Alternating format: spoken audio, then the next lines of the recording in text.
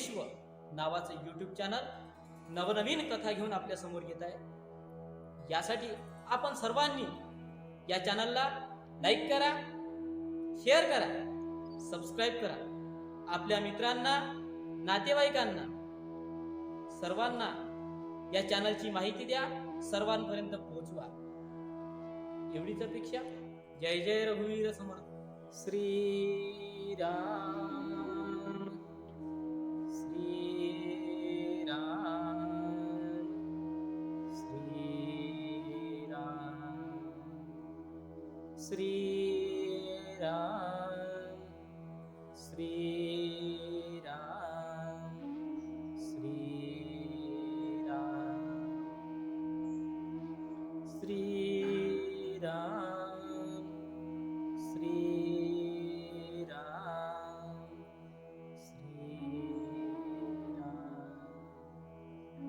गणाधीश जो ईश सर्वा गुणांचा, मूळारंभ आरंभ तो निर्गुणाचा। नमो शारदा मूळ चत्वार वाचा, नमो पंथ आनंद या राघवाचा। गजवदनं गळे यज्ञोपवीतं, हस्ते स्मरणी कटिसूत्र कौपिनं। पायी पादुका पितवर्णदेहं, वसिष्ठातीरे दर्शनं वन्दे सदाशिवं। परात्परचिदानन्द निर्विकारं हृदयस्थितं, गुणातीतं गुणमयं मयूरेश नमाम्यहम्। असे सद्गुरु ब्रह्मचारी भुवाहो, असे मागणे एकही प्रेम राहो। असो आपुलीही कृपा माय बापा, करी वंदना श्री सुब्रह्मण्यं स्वरूपा। गंगातीरी जन्म वास, कृष्णा तटी चाफळात मठी। रे जेथ तेथ जगदुद्धारासाठी हा धुर्जटी। कृपा हस्त ठेवो निमस्तकी, भेटे सदा भक्तासाठी। ऐसा हा योगीराज राहे, आनंदे वसिष्ठातटी। शुका सारिखे पूर्ण वैराग्य ज्याचे, वसिष्ठा परी ज्ञान योगेश्वराचे। कवी वाल्मिकी सारिखा मान्य ऐसा, नमस्कार माझा सद्गुरू रामदासा। मला वाटते अंतरी वसावे, तुझ्या दास बोधासी बोध व्हावे।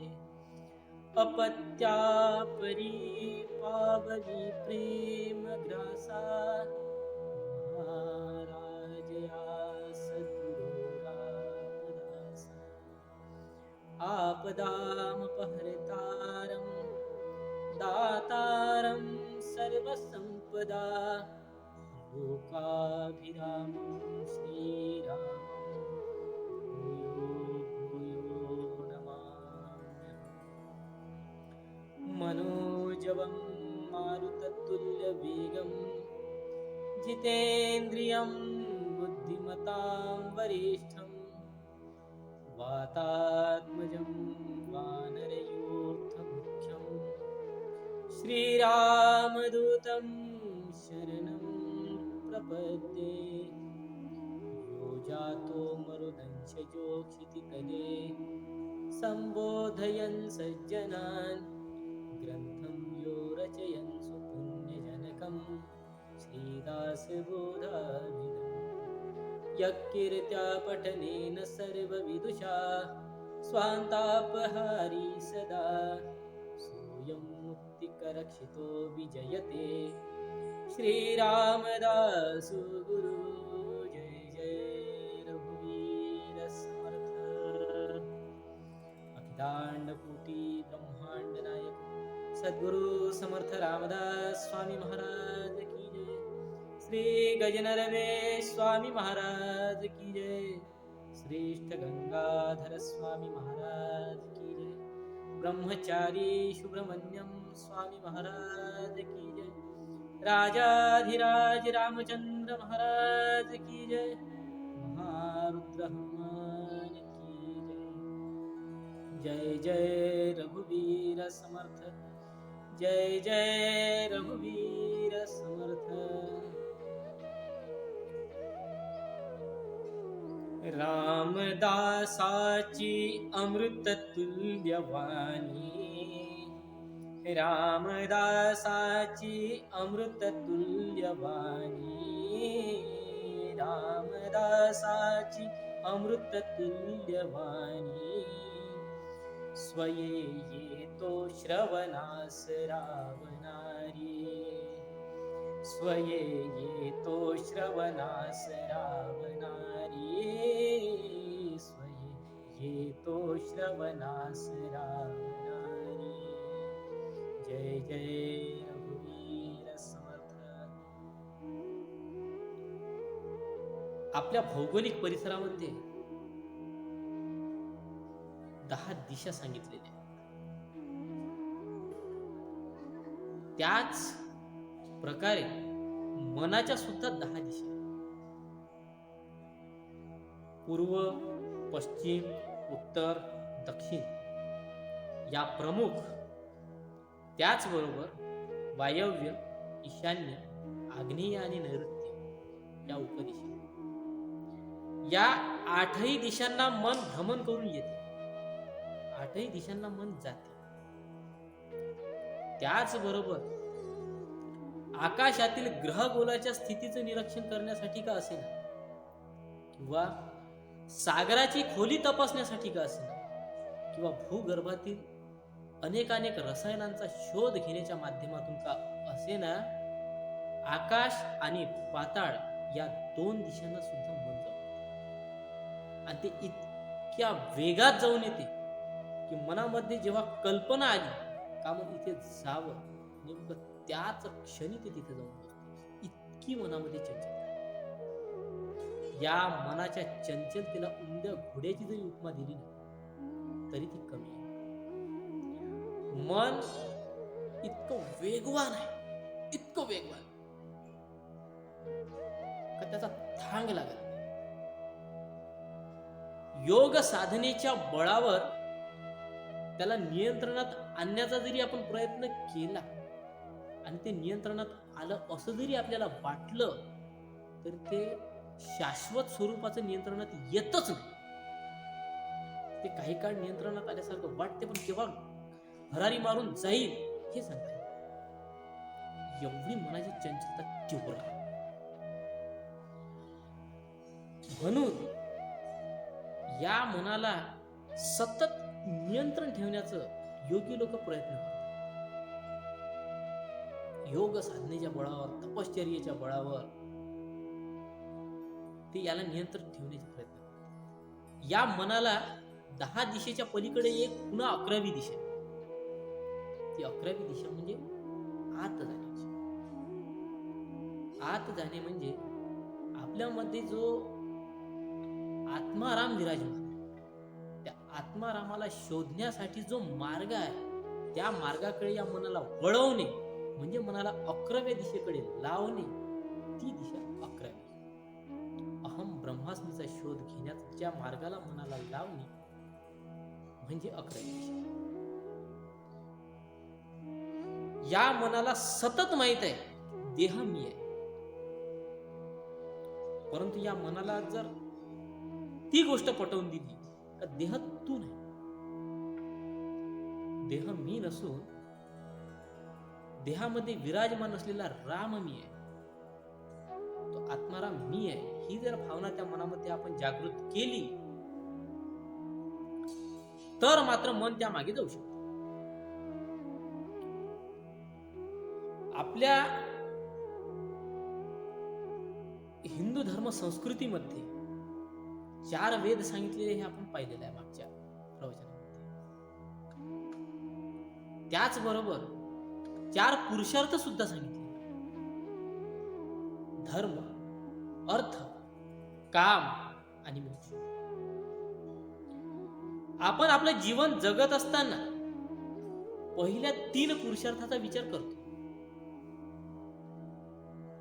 सात्विक सज्जन लोक आहे जे कुठल्या ना कुठल्या माध्यमातून अध्यात्माला धरून आहे, ते धर्माचा निश्चितच विचार करतात, संशय नाही. अर्थप्राप्ती, आजच्या युगामध्ये अर्थप्राप्ती आणि कामप्राप्ती हा जणू काही जगण्याचा पूर्ण मार्गच झालेला आहे, अशा पद्धतीचं वर्तन चालतं. प्रत्येक जण अर्थाच्या आणि कामाच्या इतका मागे लागलेला आहे, इतका मागे लागलेला आहे, त्याच्यामध्ये गढून गेले. आणि यामध्ये जात असताना जो 4था पुरुषार्थ आहे मोक्ष, याचं जरा विस्मरण झाले, याकडे कोणी ध्यानच नाही.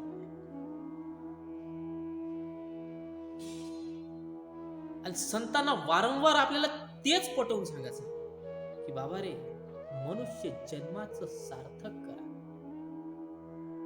4था पुरुषार्थ प्राप्त करण्याचा प्रयत्न करा. संतांना जे आपल्याला द्यायचं आहे ना, ते आपण कधी मागतच नाही.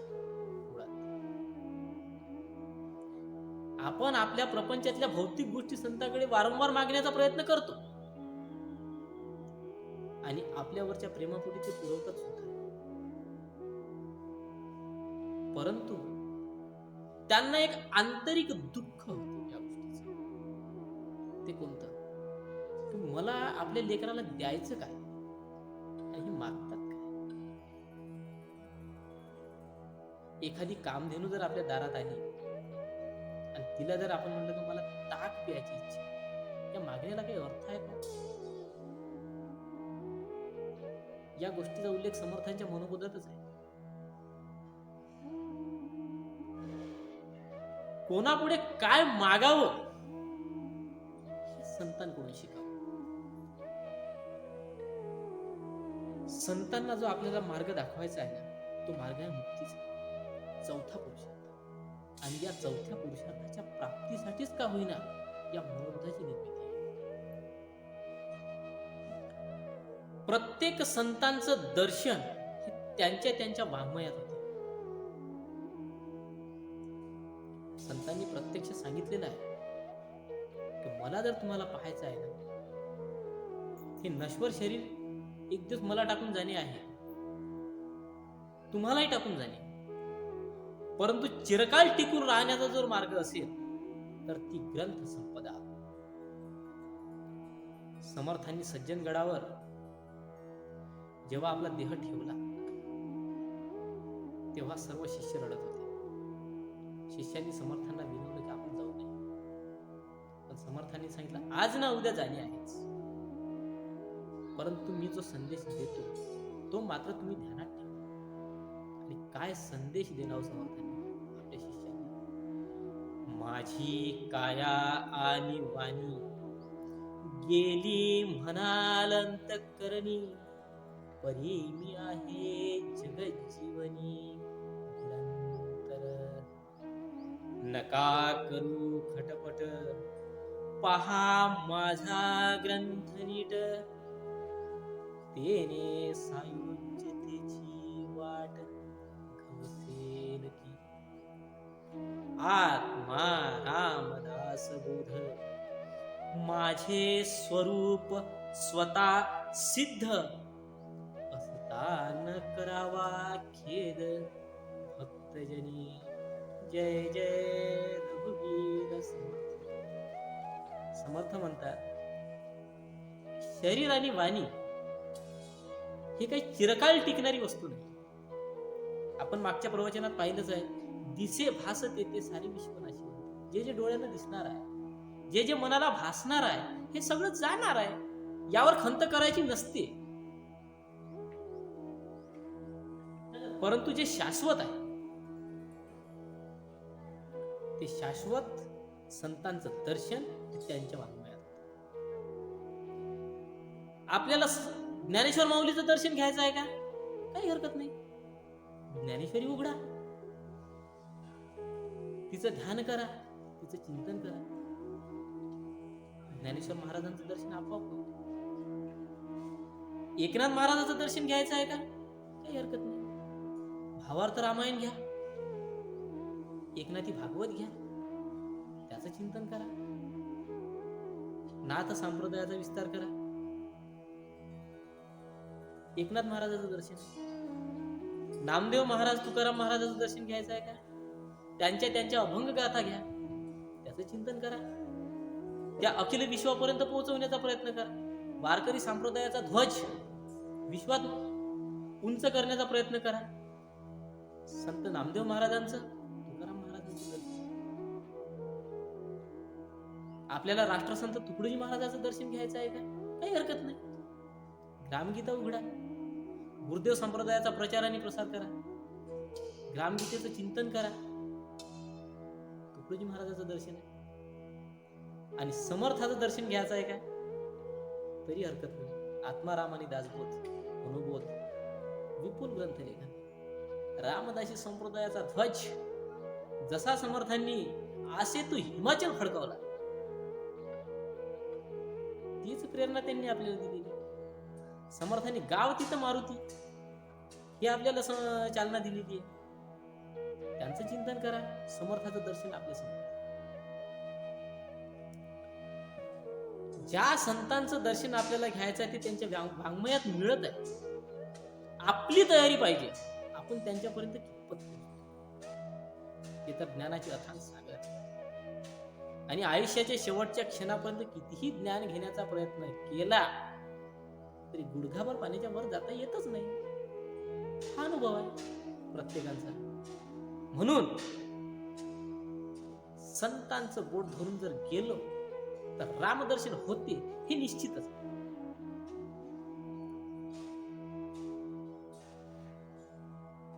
कोणते संत कोणत्या दैवताबद्दल काय सांगतात याचं उदाहरण त्यांच्या वाङ्मयात आपल्याला पाहायला मिळते. त्यावरून त्यांची विचारसरणी, त्यांची अध्यात्म ग्रहण करण्याची क्षमता, त्यांचा भर नेमका कोणत्या मुद्द्यावर जास्त होता हे आपल्या लक्षात येते. एक उदाहरण घेऊ आपण. हनुमंताबद्दल कोणते संत काय बोलतात ते आपण या ठिकाणी आपण बुध कौशिक ऋषींना विचारू. हे महामुनी, आपल्याला हनुमंतराय कशी दिसतात? बुध कौशिक ऋषी हे योगी आहे. त्यांचा मनावर पूर्ण ताबा आहे. त्यांनी आपली इंद्रिय पूर्ण जिंकलेली आहे. म्हणून ते हनुमंताबद्दल काय सांगतील? मनोजवं मारुततुल्य वेगं जितेंद्रियं बुद्धिमतां वरिष्ठं वातात्मजं वानरयूथमुख्यं श्रीरामदूतं शरणं प्रपद्ये. बुध कौशिक ऋषींचा विचार, हनुमंत हे मनोजवम आहे, त्याचबरोबर बुद्धिमानांमध्ये वरिष्ठ. बुध कौशिक ऋषी. हाच प्रश्न आपण तुलसीदासांना विचारा. गोस्वामी तुलसीदास काय सांगतील? तुलसीदास म्हणे, जय हनुमान ज्ञान गुण सागर, जय कपी सती. कारण तुलसीदासांनी रामायणासारखं महाकाव्य लिहून काढलं. रामचरित मानसाची रचना तुलसीदासांनी केली. त्यांचा भर ज्ञान संपादनेवर जास्त, म्हणून त्यांना हनुमंत ज्ञानाचे सागर दिसतात. हाच प्रश्न आपण तुकाराम महाराजांना विचारू का? काही हरकत नाही. तुकाराम महाराजांना विचारू आपण की हनुमंत कसे आहे. तुकाराम महाराजांचा भर आहे नवविधा भक्तीवर. ते म्हणतील हनुमंत नवविधा भक्तीची भक्ती आहे, आणि त्यांना ते हनुमंताकडे तेच मागणं मागतात. काय भक्तीच्या त्या वाटा मज दावाव्या सुभटा. येथे भट या शब्दाचा अर्थ आहे योद्धा. सुभटा चांगल्याच्या बाजूने युद्ध करणारा योद्धा, धर्माच्या बाजूने युद्ध करणारा योद्धा म्हणजे सुभटा. तुकाराम महाराजांना योद्धा पाहिजे, पण कसा? धर्माच्या बाजूने उभा असणार. त्याचबरोबर नवविधा भक्ती जशी मारुतीरायांनी केली तीच भक्ती तुला आम्हाला प्रदान करावी अशी अपेक्षा तुकाराम महाराज मारुतीरायांकडून करतात. हाच प्रश्न आपण समर्थांना विचारू. हे समर्थ मारुतीराय कसे आहेत? समर्थांचा भर कशावर आहे? समर्थांना भक्ती बरोबर शक्ती आवश्यक. भक्त हा निव्वळ देवपूजा करणारा असून चालत नाही.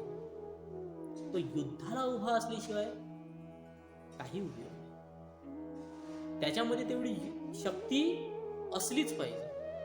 म्हणून समर्थ काय म्हणतात? भीमरूपी महारुद्रा वज्र हनुमान मारुती. समर्थांना मारुतीरायाचं कोणतं रूप आवडते? भीमरूप. त्यांचा वज्र देह, रुद्ररूप. का? ब्लेंच दुर्जन उदंड, बहुता दिसांचे माजले बंड, आणि या कारणे उदंड सायास केला पाहिजे. त्याच्यासाठी भक्त उभे करायचे, युद्ध करणार. आणि म्हणून त्यांना मारुतीमध्ये ते रूप दिसतात. आता या ठिकाणी गैरसमज करून घेण्याचं कारण नाही. मुद्दा महत्वाचा. प्रत्येक संत हे जितेंद्रिय आणि बुद्धिमान आहेच. मग ते बुध कौशिक ऋषी असो, तुलसीदास असो, तुकाराम महाराज असो, समर्थ असो, कोणीही का असेल, त्यांचा आपल्या इंद्रियावर आणि मनावर ताबा आहे. दुसरी गोष्ट, प्रत्येक संत हे ज्ञानाचे सागर आहे. त्यांच्या ज्ञानाची कोणी उंची तपासू शकत नाही, खोली तपासू शकत नाही.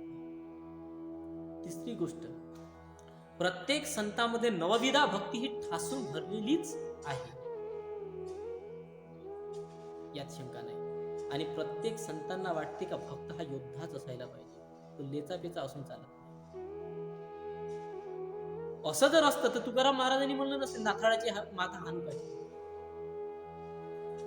तुलसीदासांनी म्हणलं नसतं की ज्यावेळेस खरं दूषणाचा वध झाला त्याचा आनंद तुलसीदासांनी व्यक्त केला. श्री रामचंद्र कृपालु भजमन हरण भव भय दारुण, नव कंज लोचन कंज मुखकर कंज पद कंज. या अभंगामध्ये खरं दूषण वधाचा उत्सव तुलसीदासांनी केलेला आहे. म्हणजे प्रत्येक संतांना भक्त हा योद्धा पाहिजेच. भक्त्यामध्ये योद्ध्याचे गुण आवश्यक असतात. म्हणून आपण कोणताही गैरसमज करून घेण्याचं कारण नाही. संत हे भगवंत आणि भक्त यांच्यातील दुवा आहे. आपल्याला भगवंतापर्यंत जर जायचं असेल ना, संताचं बोट धरल्याशिवाय जाताच येत नाही. म्हणून पहिलं नमून संतांना. गोंदवलेकर महाराजांचा एक प्रसंग आहे. गोंदवलेकर महाराज गुरुच्या शोधासाठी पूर्ण भारतभर फिरले. आणि या भारतभर फिरल्याच्या नंतर त्यांना अनेक संतांचे दर्शन झाले. प्रत्येक संतांनी त्यांना मार्गदर्शनही केलं, पण त्यांनी सांगितलं की तुझा गुरु मी नाही, तू समोर जा. आणि असं करत करत जेव्हा गोंदवलेकर महाराज येहडे गावाला आले आणि त्या ठिकाणी त्यांना तुकामाईंचं दर्शन झालं, तेव्हा तिथे त्यांना सद्गुरू भेटले. परंतु या आधी रामकृष्ण परमहंस यांची भेट गोंदवलेकर महाराजांनी घेतली. तेव्हा गोंदवलेकर महाराजांनी एवढंच सांगितलं, बाळ तू आपला खून करून घे. गोंदवलेकर महाराज जन्मताच सिद्ध पुरुष होते. त्यांनी तो अर्थ समजला. आणि जेव्हा तुकामाईंनी त्यांना म्हटलं की मी तुझा खून करणार आहे, तेव्हा गोंदवलेकर महाराज म्हणतात, होय माऊली, मी स्वतःचा खून करून घेण्यासाठीच तुमच्याकडे आलेलो. स्वतःचा खून करून घेणे म्हणजे काय? देहाला मी म्हणण्याची जी वृत्ती आहे, शरीर मी, मग शरीराला जडलेल्या सगळ्या गोष्टी मी, या मीपणाचा खून करून घेणे आणि फक्त आत्माराम मी आहे ही भावना दृढ करणे म्हणजे खून करून घेणे, असा त्याचा अर्थ आहे. म्हणून आपल्याला पहिलं मीला संपवायचं आहे. ते फक्त संतांच्या सानिध्यातच. समर्थांनी मनोबोध तर सांगितलाच, पण मनोबोधाबरोबरच मनोबोधाची फलश्रुती सुद्धा सांगितली. मनोबोधाचा जो शेवटचा श्लोक आहे, त्या शेवटच्या श्लोकामध्ये रामदासांनी मनोबोधाची फलश्रुती सांगितली. समर्थ म्हणतात, मनाची शते ऐकता दोष जाती, मती मंदते साधना योग्य होती, चढे ज्ञान वैराग्य सामर्थ्य अंगी, म्हणे दास विश्वासता मुक्ती भोगी. जय जय रघुवीर समर्थ. मनाची शते ऐकता दोष जाते. कुणाचे दोष जाते? हे मनाचे श्लोक ऐकल्याच्या नंतर दोष कुणाचे जाते? महाराष्ट्रातील लोकांची की भारतातील लोकांची, जगातील लोकांची? हिंदूंचे दोष जातील की मुस्लिमांचे दोष जातील की ख्रिश्चन? नेमके दोष कुणाचे जातील हाही प्रश्न. तर यापैकी कुणाचेच दोष जातात? ज्यांना ज्यांना भगवत भक्तीची साधना करायची आहे, मग तो कुणी असो, त्याचे दोष जातील. भगवत भक्तीच्या मार्गात जो उतरला, ज्याला भगवंताची साधना करायची आहे, त्या सर्वांचे दोष निघून जाणार. भगवान गोपालकृष्ण सुद्धा गीतेमध्ये तेच सांगतात, स्त्रियो वैश्यास्तता क्षुद्रास्तेपि यांती परामगती. मुक्तीसाठी स्त्री आणि जात, धर्म, पंथ, क्षेत्र आडवे येत नाही. तो कुणीही का असेल, ज्याला मनुष्य देह प्राप्त झालेला आहे ना, फक्त कोणीही असो, त्याला मोक्षाचा सारखाच अधिकार आहे. आणि त्या सर्वांचे दोष जातात. वेद, स्मृती या गोष्टी कळण्यास प्रतिकूल आहे, ते समजायला कठीण आहे, परंतु मनोबोध आकलण्यास सर्वांना सोपा. म्हणून हा मनोबोध सकल पीडा नाशार्थ, सकल दोष निवारणार्थ, सर्व विघ्न नाशार्थ हा मनोबोध आहे. सर्वांचे दोष विघ्न दूर करण्याचं कार्य जर कोण करत असेल तर ते मनोबोध करते. या मनोबोधाची दुसरी फलश्रुती आहे, मती मंदते साधना योग्य होती. कोणते मती मंद? ज्यांना साधा माळ घेऊन जप करावं हे सुद्धा कळत नाही, जे अजूनही नामस्मरण करत नाही, त्यांनी जर मनोबोधाचा जर विचार केला, मनोबोधाचं जर अध्ययन केलं, तर त्यांच्यामध्ये ती भावना दृढ होते नव्हे, एक मोठे साधक उत्पन्न होते. यासाठी महर्षी वाल्मिकींचं उदाहरण फार महत्वाचं आहे. निव्वळ नाम घेण्याचा संकल्प त्यांनी मनात केला आणि नामाची साधना केली, आणि मनाचं परिवर्तन करून घेतलं गुरुच्या कृपेनं आणि शतकोटी रामायण लिहून काढलं. म्हणून मतिमंदातला मतिमंद, अज्ञानातला अज्ञान हा सुद्धा साधनेसाठी योग्य होतो. ही मनोबोधाची फलश्रुती आहे. तिसरी फलश्रुती आहे चढे ज्ञान वैराग्य सामर्थ्य. या कलियुगामध्ये ज्ञान, वैराग्य आणि सामर्थ्य जवळजवळ नष्ट पावण्यासारखी.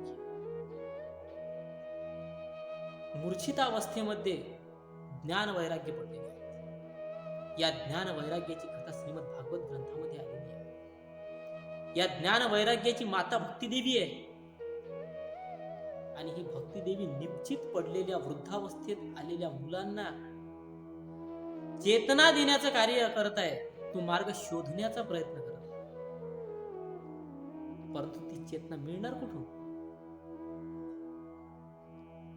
तर ती सत्संगातून मिळते, ती मनोबोधाच्या आचरणातून. कलियुगाचे आपण बरेच दोष पाहतो, पण कलियुगाचा एक सद्गुण सुद्धा आहे. तो सद्गुण असा की कलियुगामध्ये ज्या गोष्टी योगाने, ज्ञानाने, यज्ञाने, तपाने साध्य करायच्या, ती गोष्ट फक्त नामस्मरणाने साध्य होते, हरिकीर्तनाने साध्य होते. आपण ज्या आसनावरून हरिकीर्तन करतो ते आसन, ती गादी महर्षी नारदांची आहे, महर्षी व्यासांची आहे.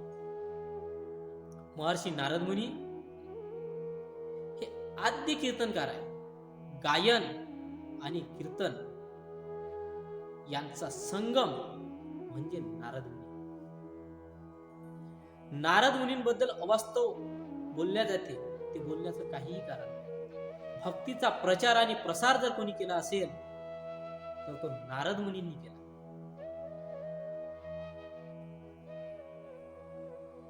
त्यानंतर मनोबोधाची चौथी जी फलश्रुती आहे, ती चौथी फलश्रुती म्हणजे म्हणे दास विश्वासता मुक्ती. समर्थ आपल्या विश्वासाने सांगत आहे आपल्याला की या मनोबोधाच्या अध्ययनानं आपण जर नाम साधनेत जर लागले तर मी विश्वास घेतो. पहा समर्थ संत किती आपल्याला आश्वासन देतात. मी तुमचा विश्वास घेतो की तुम्हाला चौथा पुरुषार्थ जो प्राप्त करायचा आहे, तो चौथा पुरुषार्थ या मनोबोधाच्या साधनेतून होतो. मोक्षाची प्राप्ती करून देण्याचं कार्य जर कोण करत असेल तर तो मनोबोध करतो. या मनोबोधाचं अध्ययन कधी करायचं? तर आपण ज्या वयात आहोत, ज्या परिस्थितीत आहोत, त्या परिस्थितीमध्ये मनोबोधाचं अध्ययन करता येते. परंतु विद्यार्थी दशेत जर या मनोबोधाचं अध्ययन झालं तर फार उत्तम. भारतभरात स्थापन असलेल्या रामदासी मठांनी एक उपक्रम राबवला. त्यांनी ठिकठिकाणी मनोबोधाच्या स्पर्धा घेण्याचं कार्य केलं. या स्पर्धेच्या माध्यमातून विद्यार्थ्यांनी भराभर मनोबोधाचे श्लोक पाठ करण्याचा सपाटा चालू केला. ज्या विद्यार्थ्यांनी जास्तीत जास्त मनोबोधाचे श्लोक पाठ केले त्याला प्रथम, द्वितीय, तृतीय प्रोत्साहनपर बक्षीस देण्याचं कार्य चालू. आणि या बक्षिसाच्या प्रलोभनासाठी का होईना मनोबोधाचं अध्ययन, पठन ठिकठिकाणी चालू आहे.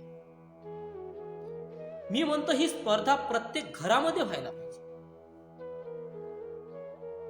आपल्या पाल्यांनी आपल्या मुलाला एखाद्या बक्षिसाचं प्रलोभन दाखवून त्याकडून मनोबोधाचं पाठांतर करून घ्यायला पाहिजे. याचं कारण आहे, हा मुलगा उद्याचा भावी नागरिक आहे.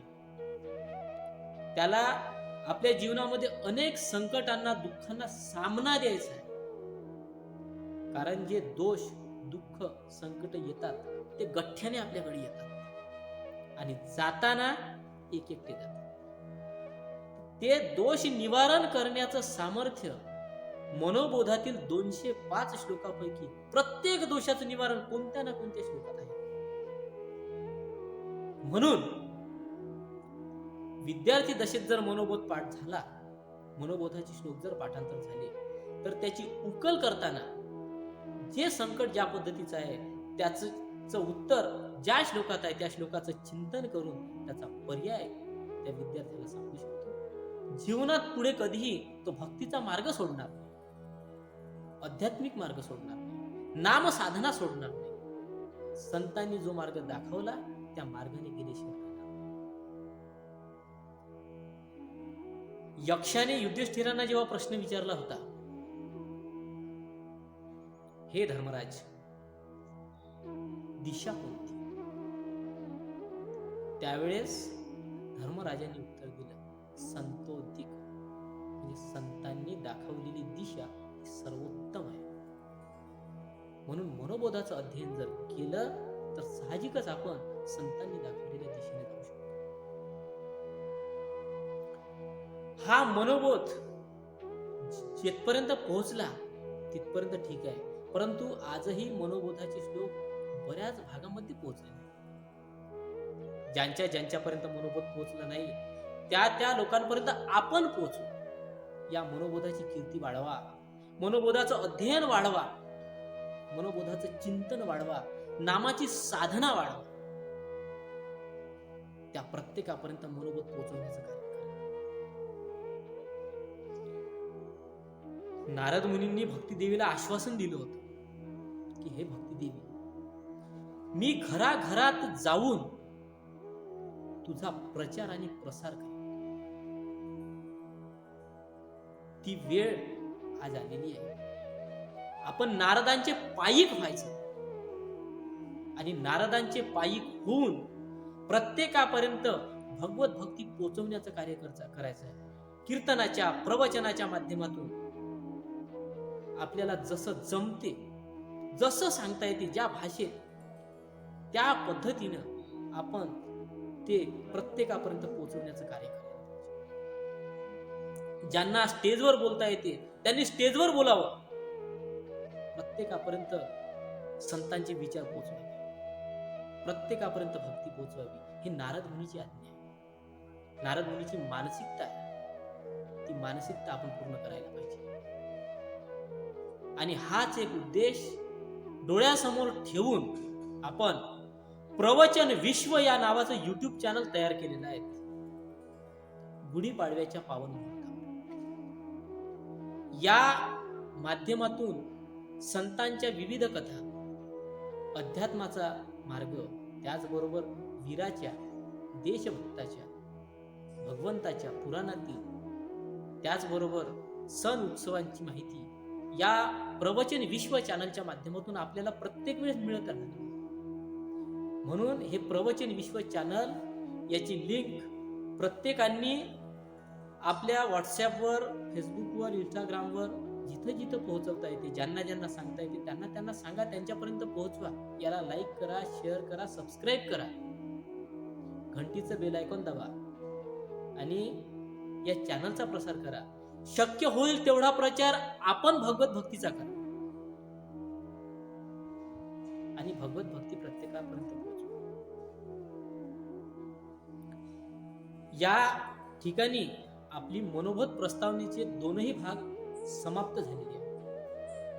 त्याचबरोबर येणारं जे समोरचं प्रवचन आहे, आता समोर कार्तिक वद्य त्रयोदशी, या कार्तिक वद्य त्रयोदशीला संत ज्ञानेश्वर महाराजांचा संजीवन समाधी सोहळा, या समाधी सोहळ्याच्या पावन पर्वावर आपण संत ज्ञानेश्वर माऊलींचं चरित्र 2 प्रवचनाच्या माध्यमातून पाहणार आहोत.